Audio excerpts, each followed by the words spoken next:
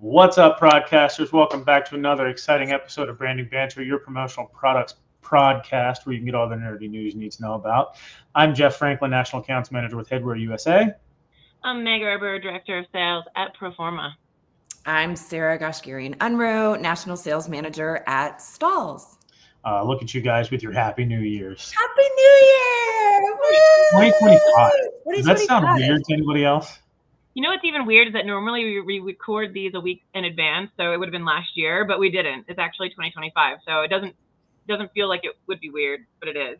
Yeah, this episode is going live tomorrow, so this is the second. This episode you'll be listening to hopefully tomorrow on the 3rd.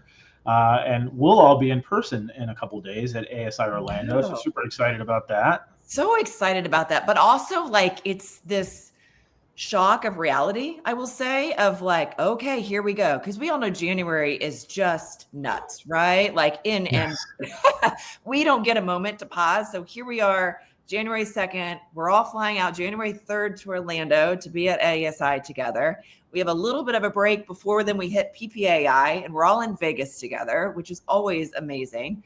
And then for me, at least, I know, Jeff, I don't know, maybe if y'all would be there, but ISS, so Impressions in Long Beach, which is a big show as well from an apparel perspective, then follows Vegas. And so like, welcome to January. Yeah, I know. It's always crazy. I'm like, see you next year. Yeah. Yeah, so I'm excited. And it'll be like the first time that we've all seen each other since Promotions East. And then we all go to Vegas. I'm going to be speaking at both. I'm actually very nervous. It's so weird. I'm like, I do this all the time. And I think it's more excitement to like get out and talk to people about the stuff that I'm passionate about. But it's a little bit of nerves and excitement. So if you're watching this and you're going to ASI or PPAI, come see me. I'll be doing one of the sessions in one of the main rooms. I'm sure it'll be on social media though. I would say if you're not nervous about it, then you shouldn't. Then it probably doesn't feel right? It's not authentic. So I think that's part of what comes with it. Of when you're passionate about something and you have the excitement, the nerves automatically are attached to it, and so you should feel nervous, which is great. So and I get like that every time that I get ready to speak, and then afterward, I'm like, "When's the next one?" That was easy, like leading up to it, I'm like, Well, yeah, I totally understand. I totally get where you are. Yeah. Oh, well, Happy New Year. And I think this is going to be a really fun episode. We're going to talk about, I guess, industry updates, what to expect. And I think later on in a couple of weeks, we're going to go into our Fab 5, which I'm really excited about. We'll talk about the fads. We'll talk about the fabs, what we expect. And next week, we're going to be, like I said, at ASI Orlando and then PPAI. If you see us, definitely come up and say hi. Take a picture, because I think we want to redo our reel anyway. So if you guys see us, come jump in a picture and we'll add it to our reel. I just ad-libbed that, didn't even check and see if it was cool with Sarah and Jeff, but I'm sure they're I love it. The more, and come say hi, and the more pictures that we can get would be amazing. I was seeing the one this morning. So I don't normally run at all. My cardio is built inside of my workouts, but always in January, I'm reminded of promo hoops coming up and how us old people like to run up and down the basketball court for like 2 hours, which is so crazy that you think that here we go playing 5-on-5 basketball, full court basketball. And I'm like, I can't be winded, right? Like I can't cherry pick the entire game. So I probably should be able to run the court some. So I ran a little bit this morning on the treadmill. For you. So there you go. After I will say December, I ate so all the shit, and I drank more than like I ever probably have, and intentionally, right? Knowing that January is a dry January for me. I don't know. Do you guys do anything? I usually kick off Whole 30 in the beginning of the year.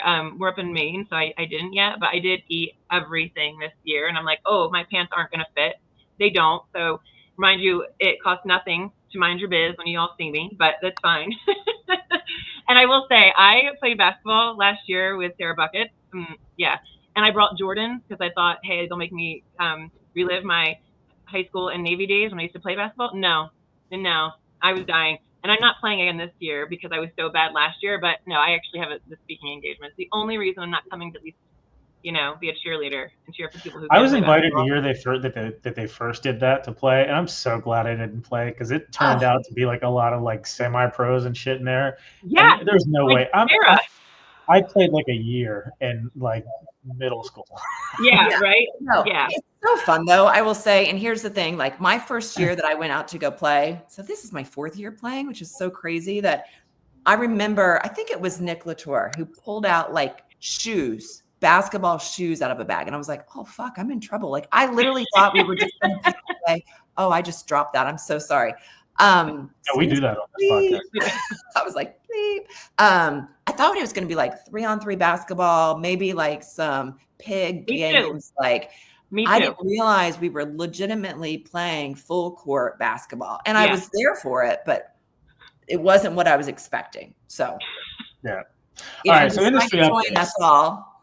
We've got some stuff to cover. PPAI and ASI has been been getting the work in for sure the last couple of weeks.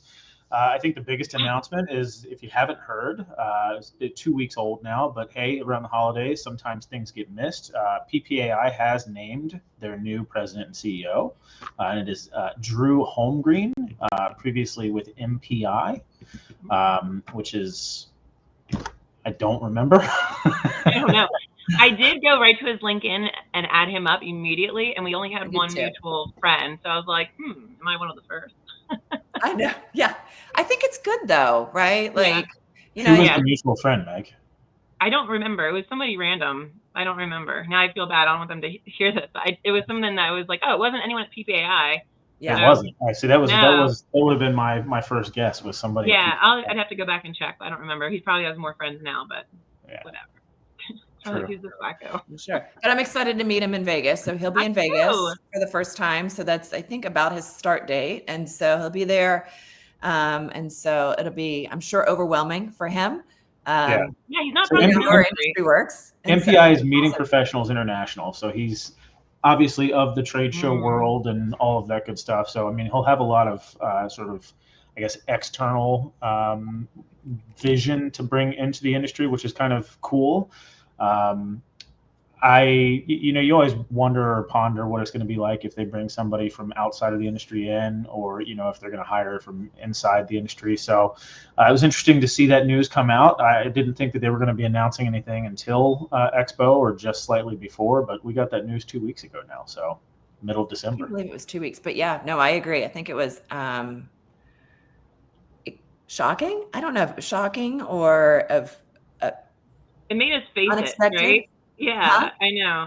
Well, I will say the meeting and events industry is a lot of fun. Like their expos are like insane. So I think if anything, it'll bring a little bit of flavor to it. And, I think he's got a really good background as per the LinkedIn. And so I think that's what PPI saw in him. And I think it'll be a great addition to our industry, just to have that. Like, hey, we've used promotional products at our events, right? Obviously, and we are a meeting and event industry. So I don't know. I'm excited. I think it's to be a really nice twist and turn to 2025. Yeah, I agree. It's always interesting trying to learn somebody new from the industry as well, because he's got obviously a very pivotal role in the industry. So it'll be interesting to see how the next couple of months turn out for him. But super excited to meet him in Vegas here in just a couple weeks, and we'll have to maybe get him on the show as well. Yeah, that'd be great. Oh, that would be. So I know one of the other things that comes with the new year, and as a supplier, I'm sure, Jeff, you've also received several of these emails of like, what are your price increases for 2025? I haven't actually gotten any of those yet. You haven't? No, maybe I'm the lucky one. I feel like, oh, there you go. I feel like the standard block message of like, what's your price increase for 2025? And there's a few questions that go along with that, right? But I think there's a lot of compliance issues that come up, and a lot of people are concerned with tariffs and what does that mean for their pricing. And as they look to kind of set what their I'm glad you mentioned are going to look like, they're trying to figure out what we're going to do. Yeah, because obviously 2025, that means, we just went through an election year. We've got a new president coming in just 18 days. And a lot of people have tried to, get ahead of the tariff news, and they're trying to push people to place their orders so that they get their, set pricing before the tariff increases come into effect. I don't necessarily know that even if they do happen on day one, if those prices are going to, I mean, I'm sure there's a 90-day clause or something where stuff comes in. So, I mean, I don't think it's worth all the panic until we actually know what's happening. But I mean, it's kind of smart. It's a nice little sales tactic to reach out to people and, instill a little fear.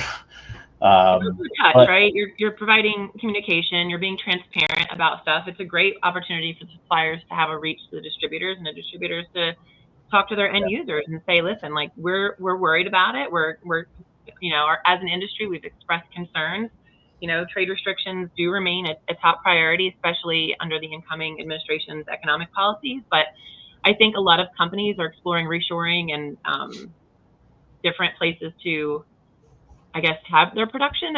One thing I remember from the COVID times when we were dealing with all those supply and demand and logistics issues, that I'm not going to name the mill, but one of our apparel manufacturers, there was such a back order, I would say. Like, let's say we put the order in the beginning of the year at a certain price. They were so back ordered and the supply and the demand was so, insane that by the time we were able to get that shipment, they wouldn't guarantee it at the price that we paid when we ordered it 6 months ago, 9 months ago. I don't remember what the date was. So I would say that even though there may be a 90-day clause, that may not be feasible for suppliers if these tariffs come in and it's outpriced what they were initially quoted on. So I wouldn't take that 90-day leeway to heart like we used to be able to. Suppliers used to be able to say, oh, we'll hold the pricing to the end of January or the end of first quarter last year's. But I don't know. I honestly think this year's going to be a little bit different. I'm talking more in part about like the actual tariff. So once we know what that tariff increase is to, then it's going to go into effect like 90 days from that day or from what that percentage is. I don't necessarily mean on the supplier side, but since you'd mentioned the pricing, I think it's interesting that, any supplier would be, putting any changes out there, considering what we're all expecting is those, tariffs to come in. So, I mean, how can you really set prices when things are going to change within, 90 days? You almost want to kind of just leave things the same. And then once we find out that information, then potentially increase your prices along with the tariff. No, I agree. I don't deal with our vendors as much as I don't say as much as anything, but I know I just pulled up a quick email to see what some of our suppliers were saying about the proposed tariffs. I didn't get a chance to read this ahead of time, but it does see that a lot of them are waiting to see what actions, and if any, will take that will impact the product offering. And it looks like not a lot of people are taking any actions till the end of Q1. So just makes sense. Yeah. All right. So next, I mean, obviously we start.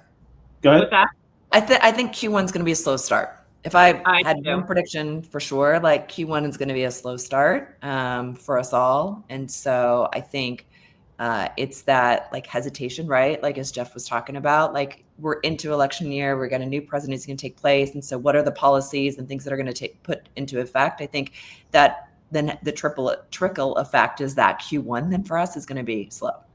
See, I actually don't think it will be slow. I think it'll be the exact opposite because people are getting ahead of the tariffs. People, I mean, if you're gonna order, it makes sense to order it now because if you're importing something, your price could increase 60, 70, 80%. If in a matter of 3, 4, 5 months. So get the orders in now. Let Q1 be a great quarter to launch the year off with. I think there's some optimism in the industry as well. So we'll see what happens. Now beyond Q1, who knows what'll happen? But yeah, I think it'll be strong. Looking at apparel side of things, a lot of apparel doesn't actually come from China in our industry, at least from the main manufacturers, right? Like at Sanmar, I think it's less than 10%. Mexico and Mexico, Vietnam. Yeah. India. I know one of the brands had moved to China at one point, but they'll probably be moving back out. Otherwise, they wouldn't be able to, afford the tariffs because the prices had already gone up exponentially. So, yeah, I think, and actually, reading over that email very quickly, I did see that 1 or 2 of them have already increased their prices about 10%, which was insane. That's a big. We had slight on some of our equipment. We had a price increase, but we hadn't had a price increase in years, and so. But it's primarily on our heat presses, and so and it's not across board on all of our goods because some of our goods are manufactured in the USA. So everything's assembled for us in the USA, in Pennsylvania, but some of the manufacturing of some of the parts is overseas. But there is a lot that actually happens in Uniontown, and so we had a slight increase, but not across board. Okay. Well, since we mentioned Dale Holmgreen being the new president and CEO of PPAI, also wanted to mention that Dale Denham has found a position in the industry as well, or maybe not necessarily in the industry, but still works with the industry. So he's been appointed the CEO of ExtendTech, which is a NetSuite's app company. So obviously they'll be providing or have been providing some apps for the industry as well as other industries. So kind of cool to see him, land at a good spot. That sounds like it makes a lot of sense for Dale. So I agree. That does make a lot of sense for me. Congratulations, Dale. I think it's right in his lane from what he did at Geiger. Right? Yeah. And I think ASI too. CIO. So the tech piece makes a lot of sense. I agree. And since we mentioned PPAI Vegas just around the corner, another thing is that there are over 40 new suppliers that'll be exhibiting for the first time. So much more of what we saw last year. 40 new exhibitors at the show this year, over 40. That's exciting. That's always an area I like to go visit just to kind of see if anybody, it's almost like kind of look at it like a Shark Tank, right? Like, like what the new ideas are that people have come out with that can then get logoed. I remember I saw the woman who had started Hollyball, the Hollyballs, and it's decorating and it just made me think of it because of now packing up my Christmas all day yesterday, but it's like ornament balls that can be utilized and then they're packaged in like small containers. But she had, I saw her for the first time from a new supplier standpoint. And so it was a cool product that you could get logoed. So I'm always excited to see what's out there. And I think she was actually on Shark Tank. So. Oh, that's neat. Yeah. As a distributor now, what would be nice if they put all of the maybe they do this, I don't know, but if they put all of the brand new suppliers, first timers in one section, right? Like this is what's hot and new, brand new, because it's brand new to the industry.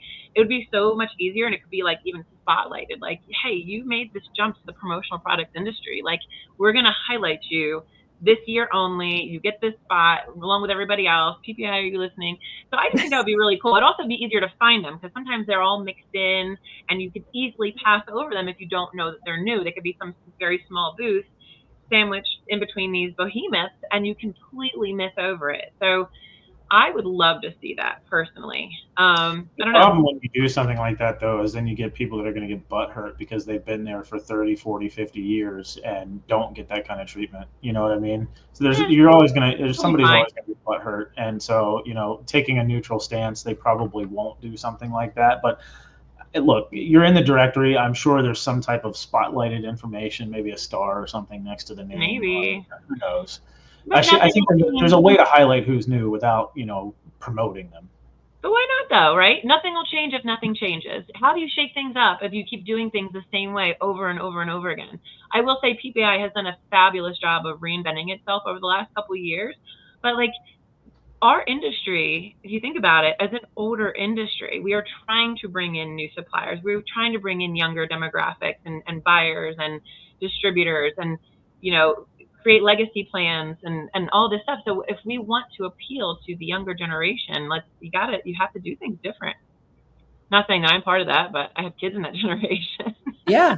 No, it is true. Well, and listening to the ideas of those, right? Like from the younger generation too, right? I think sometimes just like what we said, like, or Jeff, as you were talking about people getting butthurt, some of the younger generation is like, what are you talking about? Like, getting butthurt about what? Like, why? Why does that matter? Right.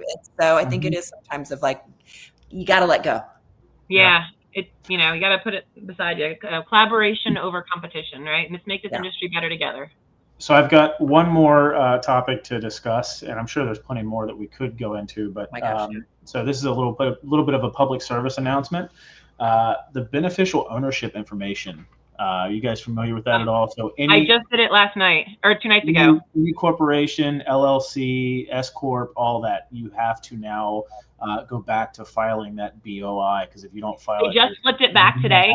Penalties and potential jail time. So PSA, if you weren't aware, now you know. It's like Yeah, and it's like $500 per person. So if you are a business owner and you split that with a person, Like and per you go day. back to get per day. Yeah. So like I did mine on the 31st, and it said Yeah, it so was going to take I think 48 hours to process, and I'm like, oh my god, what happens if I get? And it's me and VJ are on it, so that'd be $2,000. Yeah. Oh my The God, don't deadline even was say that. Now I'm extended like, to shoot, January I'm going to go 13th. have to do my BOI. So like here, that's what I'm going to do this afternoon. Yes, There we you go. are. Yes, you are. Yeah. Yeah. The deadline was extended to January 13th. So Okay. you've Get got it 10 done. days from the day I'm you're going to listening go Get it do done. it today. Rip I'm the Band-Aid literally off. like writing myself a note, like BOI. Yeah. Yeah. I'm gonna text All you right. later. That's Sarah. all I've got. Meg, I know you've got a hard stop. Anything else you guys need to cover or say? No, Nope, we're I'm looking excited to forward see you meeting guys. Like, Yes. yes, come talk to us in January at some place that we are, please. Yeah. Yeah, it'll be fun. Looking forward to it. Happy New Year, you guys. May you have a prosperous 2025. Looking forward to seeing you at the shows. And until next time, guys, we'll be seeing you. Happy New Year.